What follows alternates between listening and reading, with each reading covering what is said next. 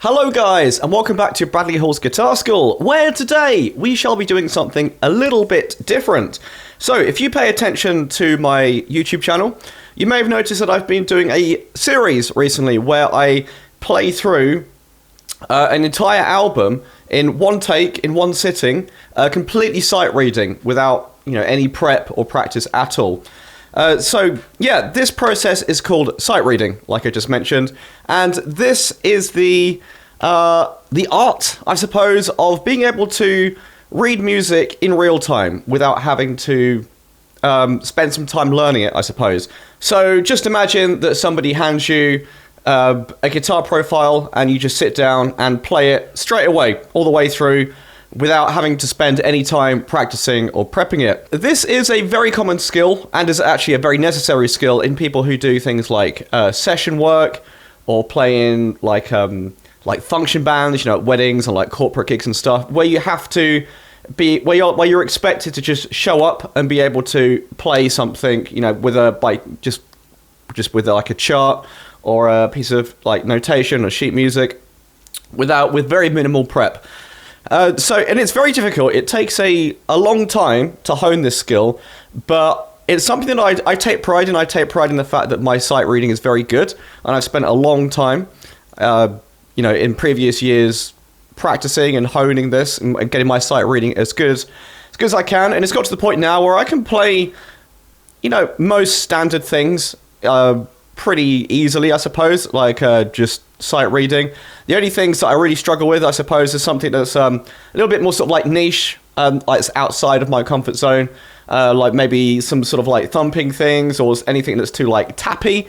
Those are big weaknesses of mine, and I would have a hard time doing that.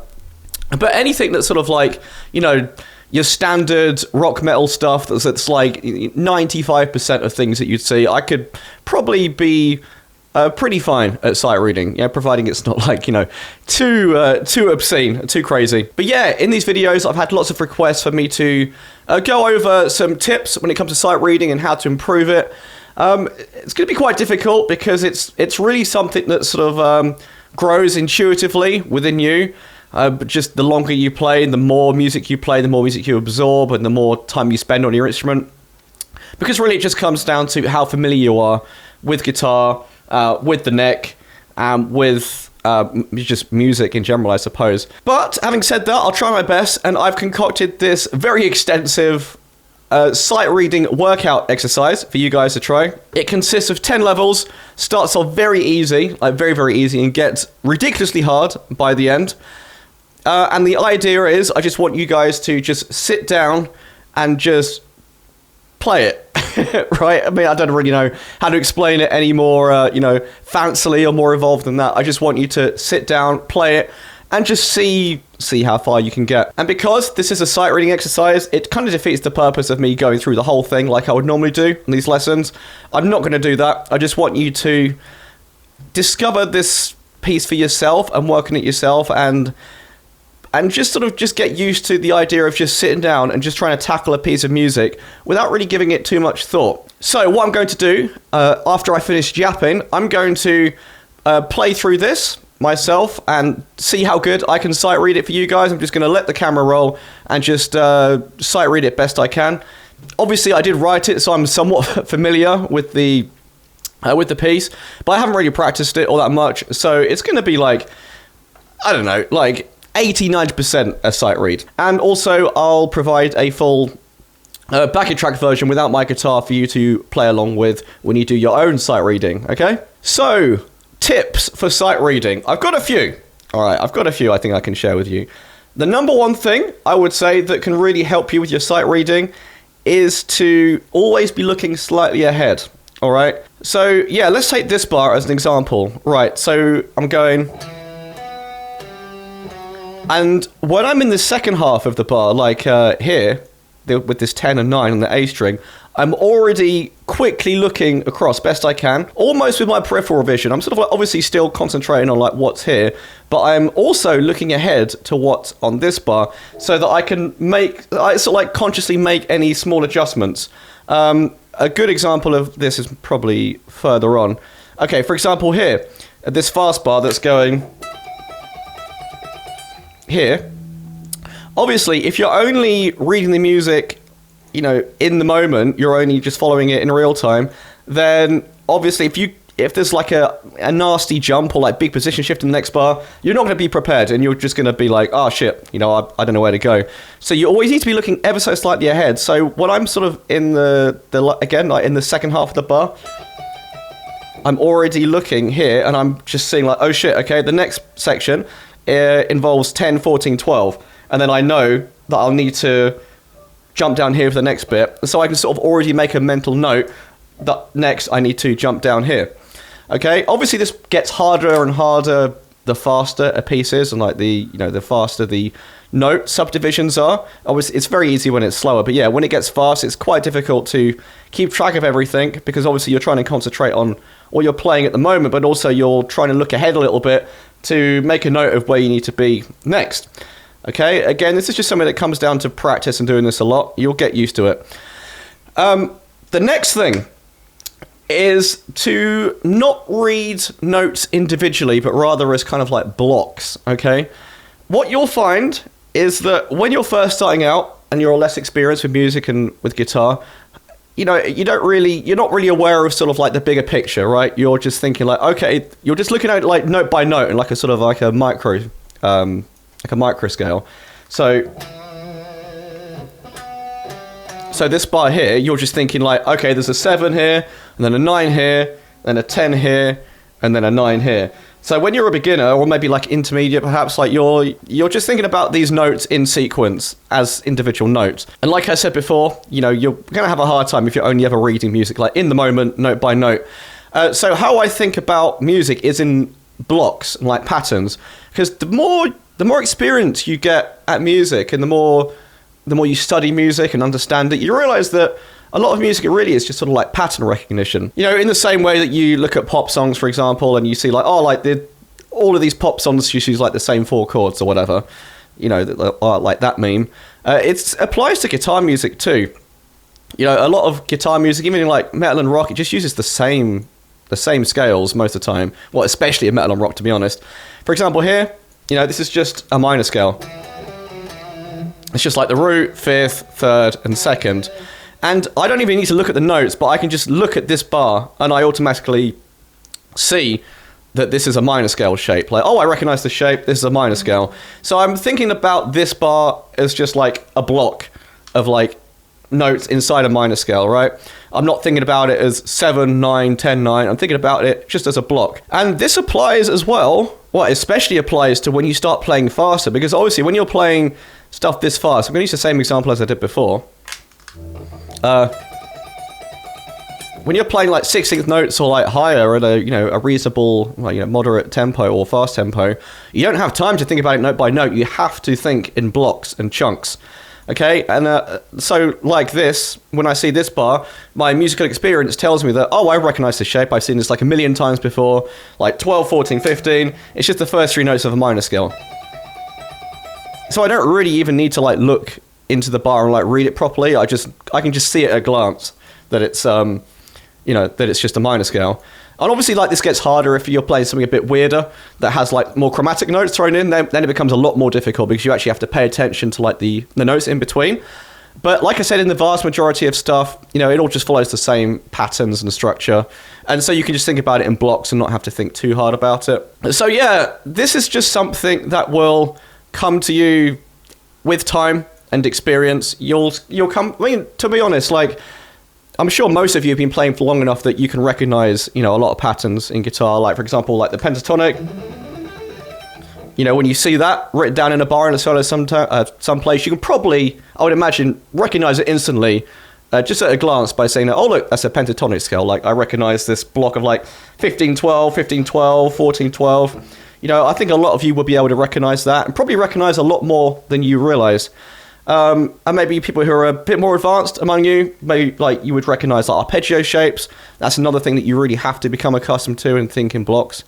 Because like this, for example, when I see this, I don't even need to like look at it for more than like half a second just to see that it's just a bunch of E minor arpeggios, right? I guess the only other thing I can really say that will help you in your sight reading quest is to pay attention to rhythms just as much as notes. So as you're reading, if you only read the notes, you'll get very stuck. Okay, you have to be sort of reading the notes and the rhythm as a whole as you go. There's not really any sort of like secret hack I can give you to make that easier. It's just something you have to get used to. Obviously, for a starter, you have to be comfortable with your rhythms. Like, you have to know that these are all quarter notes. These are all eighth notes. These are all 16th notes. This is a dotted half note. These are triplets. Yeah, so you have to be comfortable with your rhythms. So, and hopefully this exercise will help you become more accustomed to them if you're not really too familiar with your rhythms already. So yeah, once you've become comfortable with your rhythms, then you just have to get used to reading notes and rhythms at the same time. You can't really think about them as two different things. So, for example, when I'm looking at like this note here, you can't just be thinking, okay, that's 7th fret on the A string. You have to be thinking, okay, that's 7th fret on the A string, and it's a quarter note, yeah? You have to sort of be reading the rhythm simultaneously. So, like, when I'm looking at the music as I'm playing, I'm sort of, like, looking, like, not at the numbers, I guess, but sort of, like, I don't know, like this as a whole. I'm looking at the number and the line below it, or above it if you have standard notation on too. So I'm kind of, like, looking at the note as a whole. And again, it's something that you can sort of like just read as chunks as well. For example, like when you see a whole bar that's the same note values, you don't really have to think about that any more than that. You just see, okay, it's all 8th notes or it's all 16th notes. It only becomes a bit harder when you have bars like this where the rhythms are more varied. That's when you actually have to be counting them, yeah? Because otherwise I don't really count. The only time I count is when there's something a bit tricky like this. And I just see like, okay, this is sort of like a gallop rhythm. And then we have a rest here we need to pay attention to. Oh, one more tip before I forget that I've just remembered. Do your very best when sight reading not to look at the neck, okay? Only look at the neck when you really, really have to. Majority of the time, you should just be looking and at the music and be super focused on that. And just be letting your fingers sort of like feel your way around. So this is very easy when you're sort of playing within one box. Or one sort of like small area of the neck. It's very easy. If you're at least like an intermediate player, to feel your way around, you should sort of have a mental note of like how big like a 1 fret gap is, a 2 fret gap, or 3 fret gap. It only becomes very tricky when you start having bigger interval jumps. You need to be looking at the music and sort of looking ahead and what you're playing at the moment as much as you can. Okay, that's like a super, super important rule. Alrighty, so now I'm just going to jump straight into it and do my best to sight read this whole piece out right now for you, so you can hopefully sort of see my thought process, like in my fingers and stuff, and maybe sort of like where my eyes are pointing, like as I'm playing. And then once you've watched that, I want you to have a go at sight reading yourself to the backing track version. So best of luck, guys. Let me know how you get on with this. I would love to hear. Best of luck, and I shall see you soon.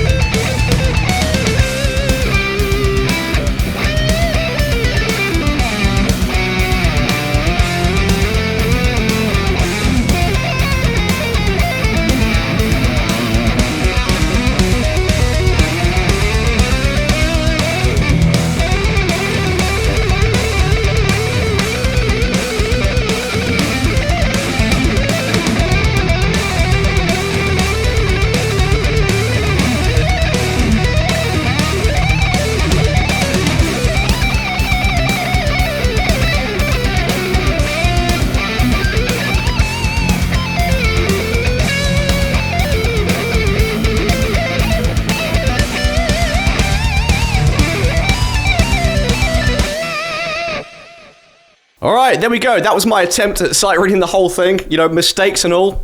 Those last couple levels were very tricky. Definitely a little bit ambitious, thinking that would be fine to sight read. But I tried my best. Generally, what I find is that when you're restricted by sort of like one box, or you're playing around like just one sort of singular area, it's a lot more easy. It's a lot more easy. It's a lot easier to sight read because you can just sort of like feel your way around.